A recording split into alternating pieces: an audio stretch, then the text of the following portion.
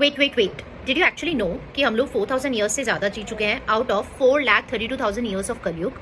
तो अभी तक क्या हुआ है एंड आगे क्या होने वाला है, let's just understand with this simple timeline. So first phase 0 to 5000 years, जब कृष्ण ने अर्थ छोड़ी एंड द्वापर युग खत्म हुआ एंड कलयुग शुरू हुआ।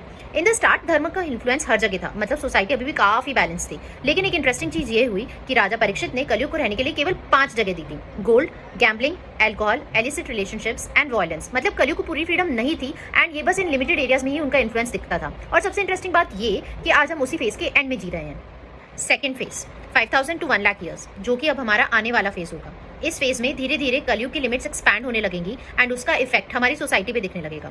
There will be a show of culture. A person will be known by its bank balance, not by its character. लोग रियलिटी से ज्यादा फेक लाइफ पे बिलीव करेंगे। हमारे रिलेशनशिप्स केवल हमारे मतलब और फायदे के लिए होंगे। नेचर भी रिएक्ट करने लगेगा, जैसे हमारी रिवर्स सूख जाएंगी। एंड सबसे इंपॉर्टेंट चीज ये होगी कि लोग रिलीजन को फॉलो कम एंड इंटरप्रेट ज्यादा करने लगेंगे, मतलब अपनी कन्वीनियंस के according dharma will change.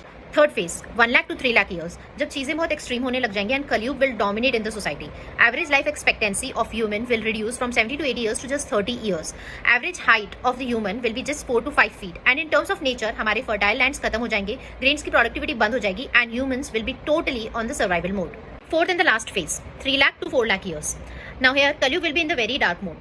Average life expectancy of human will be just 12 to 20 years and within 7 to 8 years of age may he will start having kids. Average height of the human will be just 2 to 3 feet and crime exception नहीं रहेगा, ये normal बन जाएगा। And in terms of nature sun की heat इतनी ज्यादा हो जाएगी कि average life won't be possible. And then Bhagwan Kali will be born.